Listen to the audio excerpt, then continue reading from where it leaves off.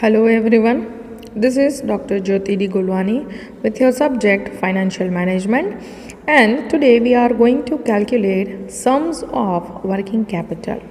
So let us read the question. Cost sheet of the company provides the following information. In that, two type of information is given, particulars and per unit. So you can see in particulars, raw material per unit 50, direct labor rupees 20, overheads including depreciation rupees 10, rupees 40. If you do the total of all these things, it gives us the answer 110 plus profit 20. So your selling price become 130. This information is given. With that, in paragraph information is provided. Average material in stock is for 1 month. Average material in process is for half month, and credit allowed by supplier and to customer is 1 month. Finished goods lies in the warehouse for 1 month and cash balance on hand is rupees 1 lakh. Paragraph 2. You are required to prepare statement showing the working capital level at 50,000 units, and it is assumed that there are 360 days in a year and production is carried out throughout the year. Here you can see that information is given per unit, and in a year we are going to prepare 50,000 units. That means what we have to do, we have to multiply per unit with the units first, so that we can go with the total rupees per year. Then paragraph number 1. In this, different kind of information is given for the period, that is 1 month, half month, and then credit allowed by supplier and customer is 1 month. Likewise, information is given related to storage period. Then another thing, that either we have to consider month, days or week for division. So here in paragraph number 2, we can see that 360 days are given. That means we have to consider only days for our calculation. When days are given in our calculation, so we have to go with the compulsory days. So let us start our question with the first procedure, that is what we have to do, we have to prepare 3 columns. First column will go same, particulars. Second column will go same, per unit, and here we have to add third column with the rupees. तो rupees हमें कैसे मिलेंगे? As I said that per unit multiplied by units, and units are given in our question, that is 50,000. So here first column is particular, second column is per unit, and third column you can see we have prepared with 50,000 units rupees total.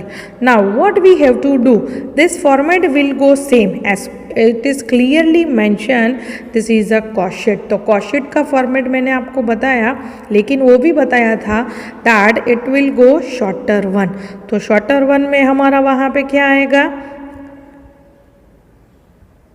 That is raw material, direct labor, overheads. Now see in overheads, यहाँ पे आप देख पाओगे 40 rupees is given, and in that 40 rupees depreciation is included.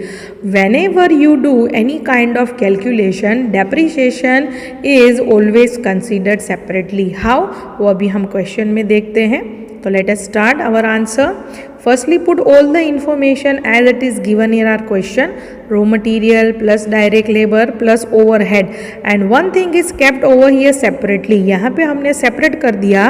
Overhead हमारा 40 rupees था with depreciation, हमने यहाँ पे उसको separate कर दिया. Overhead 30 और depreciation separately लिख दिया rupees 10. तो see you can see over here we have put it the amount 50, 20 और ये 40 था, इसको अलग कर दिया 30 and 10 रुपीज़ में. तो यहाँ पे आप देख सकते हो 50, 20, 30 एंड 10, ये दोनों को मिलाओ तो आपके 40 हो जाते हैं, लेकिन कैलकुलेशन में डेप्रिसिएशन नहीं आता है आगे जाके, इसके लिए अभी उसको हाल फिलहाल अलग रखा है.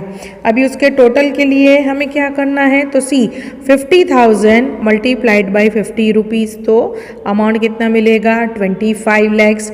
देन 50,000 यूनिट्स मल्टीप्लाइड बाय 20 तो अमाउंट मिलेगा 10 लाख, 50,000 मल्टीप्लाइड बाय 30 तो अमाउंट 15 लाख, 50,000 मल्टीप्लाइड बाय 10 तो amount is going to be 50,000.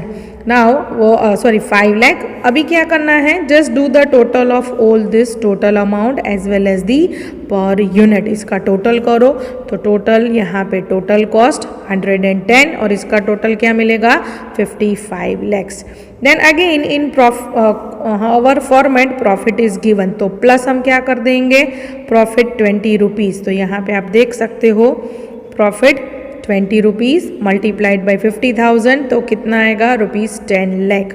And finally if you do the total तो आपको मिलेगा 130 एंड 65 लैक्स. इन शॉर्ट जो फॉर्मेट है एज इट इज़ रखा है, सिर्फ डेप्रीशिएशन यहाँ पे रखा है separately and it is multiplied with the units तो आपको ये मिल जाएगा total. Now we have to put the formula of our working capital, raw material, work in process, finish good जो सीखे थे वो हमें प्लेस करना है. तो formula number 1 raw material inventory equals to raw material consumed multiplied by raw material storage period divided by 360. 360 क्यों लिया ये वापस बता दूँ. It is given in the question that we have to consider 360 days. That's why here 360 days are considered. तो जितना भी calculation करेंगे वो डेज में करेंगे. Now first of all from where we can generate this raw material consumed. तो ये जो हमने ऊपर फॉर्मेट प्रिपेयर किया था इसमें ये जो रॉ मटेरियल हमारा आया था तो ये है हमारा रॉ मटेरियल कंज्यूम्ड. ठीक है, रॉ मटेरियल हमने खरीदा है एट रुपीज़ 25 लाख. तो यहाँ पे हम प्लेस करेंगे रॉ मटेरियल कंज्यूम्ड में 25 लाख ये वाला अमाउंट, यहीं से वैल्यूज़ लेनी है. Now multiplied by raw material storage period. तो स्टोरेज पीरियड क्वेश्चन में आपको दिया था, यहाँ पे आप देख सकते हो that average material in stock is for 1 month. 1 महीने का टाइम पीरियड है. अब हमें जो वैल्यू लेनी है वो डेज़ में लेनी है. क्यों? क्योंकि 360 डेज़ कंसीडर होते हैं. तो 1 मंथ इक्वल्स टू यहाँ पे हम कंसीडर करेंगे 30 days. Raw material storage period is 30 days 1 month. तो 1 मंथ इक्वल्स टू हम कंसीडर करेंगे 30 डेज़. अभी 31 क्यों नहीं लिया हमने, ये क्यों नहीं लिया क्योंकि इट इज़ सेड दैट के हर एक महीने में मतलब एक दिन ज़्यादा होता है एक दिन कम होता है. तो हमारा कैलकुलेशन ठीक से हो इसके लिए हम 0 से कंसीडर करते हैं. तो that's why we have considered over here 1 month equals to 30 days divided by 360 as it is given in our question. तो रॉ मटेरियल इन्वेंटरी का आंसर आएगा 208,333. Now work in process inventory equals to cost of production into work in storage period divided by 360 days. अब cost of production कहाँ से आएगा तो plus करना है किसका, आपको प्रोडक्शन का खर्चा कैसे लगता है तो मटेरियल खरीदते हो प्लस लेबर उसके ऊपर काम करते हैं प्लस आप उसमें थोड़े बहुत खर्चे भी करते हो. तो when you make the total of all this 3 thing then it is going to give you cost of production. तो you can see over here in the फॉर्मूले here cost of production equals to raw material plus direct labor plus overhead. ये तीनों का plus करो तो मिलता है cost of production. तो 50 lakh is putted over here. Now multiplied by work in storage period. तो work in storage period ये नंबर 2 में आपको दिया है. Average material in process is for half month. Half महीने के लिए प्रोसेस के ऊपर टाइम लगता है. हाफ मंथ मतलब कितने डेज होंगे, आधा करो 1 महीने का तो 15 डेज. तो यहाँ पे कितना आपको कंसीडर करना है 15 डेज. तो 50 lakh multiplied by 15 days divided by 360. तो वर्क इन प्रोसेस का आंसर मिलेगा 208,333. Now number 3 afterwards finish goods inventory. तो finish goods inventory equals to COGS multiplied by storage period divided by 360 days. तो अभी COGS भी कैसे मिलेगा, ये तीनों का प्लस करके ही. रॉ मटेरियल प्लस लेबर लगाओगे प्लस ओवरहेड लगाओगे तो आपको मिलेगा कॉस्ट ऑफ गुड्स सोल्ड. अभी जैसे मैंने बोला डेप्रिसिएशन कभी भी कंसीडर नहीं करते हैं in any type of production और cost of goods sold, that's why depreciation is puted separately over here, तो उसको कंसीडर नहीं करना है. So same as cost of production, as I have discussed into class also, that sometimes COGS and cost of productions are going to remain same. तो COGS आपका मिला 50 into storage period. तो storage period आप question में यहाँ पे देख सकते हो, storage period and here finish goods यहाँ पे आप देख सकोगे. Finish goods lies in the warehouse for 1 month. Finish goods है वो 1 महीने का टाइम पीरियड है, तो that's why here 30 days are considered for the finish goods divided by 360. तो आंसर मिला 416667. नाउ डेटर्स एंड क्रेडिटर्स के लिए याद रहे टाइम पीरियड यहाँ पे है, that is by suppliers and customer time period is 1 month है ना. सप्लाई हमें कौन करता है, जिनसे हम खरीदते हैं, मतलब परचेज करते हैं वो, और कस्टमर को हम टाइम पीरियड देते हैं, मतलब हम जिन्हें सेल्स करते हैं वो. तो let us see here next one, debtors. Credit sales into debtor period divided by 360.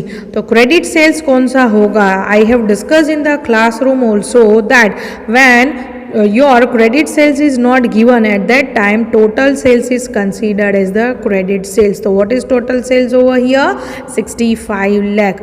So 65 lakh is to be putted over here in the credit sales. तो 65 lakh debtors period, debtors and customer, जैसे मैंने बोला supplier and customer हैं, उनका time period same है 1 month. 1 month equals to 30 days. तो 30 divided by 360, तो answer आएगा 541667. नेक्स्ट क्रेडिटर्स, उसके लिए हम करते हैं purchase. Now information is not given related to purchase in our question, तो it is understood that whatever raw material we have purchased वही हमारा होगा purchase. When information is not given related to purchase then raw material is considered as the purchase. तो purchase में कौन सी value लेनी है, raw material की ही. तो credit purchase equals to 25 lakhs into 30 divided by 360. Again why 30 is taken, customer and supplier time period is same. अभी जो भी आपके आंसर आए हैं वो हमें फॉर्मेट में रखने हैं. फॉर्मेट में हम क्या करते हैं, current assets minus current liability. तो करंट एसेट्स के लिए फॉर्मेट मैंने आपको ऑलरेडी सेंड भी किया है, सिखाया भी था. Raw material plus work in process plus finish goods plus debtors plus cash balance. Why, because cash balance is given in our question. कैसे दिया है, तो you can read the question again over here that cash balance on hand is ₹1 lakh. ठीक है, तो cash balance 1 lakh हमने यहाँ पे लिया है एंड ऑल करंट एसेट्स, जितने भी करंट एसेट्स हैं सबका टोटल. नाउ लायबिलिटी आपके पास एक ही है, दैट इज क्रेडिटर. तो total of A is your current assets, then current liability में एक ही वैल्यू है, दैट इज योर क्रेडिटर्स. फिर उसका टोटल करो and finally A minus B, तो आपको मिलेगा आंसर ऑफ वर्किंग कैपिटल. तो in this way we have to calculate our question. वापस एक बार ब्रीफ में बताती हूँ क्या करना है. Firstly what you have to do on the basis of this per unit, ये जो per unit दिया है उसके बेसिस में पहला फॉर्मेट करना है into रुपीज़. ये फॉर्मेट हो जाए उसके बाद फॉर्मूले प्लेस करनी है. फॉर्मूले में फर्स्ट रॉ मटेरियल कंज्यूम दिए 1 है. When you do the total of this 1 2 3, depreciation कभी भी कंसीडर नहीं होता है, तो it becomes your cost of production and cost of goods sold. As well as what is your credit purchase and credit sales. तो जब आपको credit sales नहीं दिया है then at the same time total sales is considered as the credit sales and raw material is considered as your purchase. Then after putting the formula whatever answers are derived, ये जो answers मिलते हैं that answers are putted into the format of working capital. तो उसमें format में क्या लिखना है, particulars rupees, current assets minus current liability. तो टोटल करो, टोटल करने के बाद find out net working capital. So in this way we have to calculate other sums with the same format, with the same formulae. So we will meet in the next video. Till then, stay tuned. Goodbye.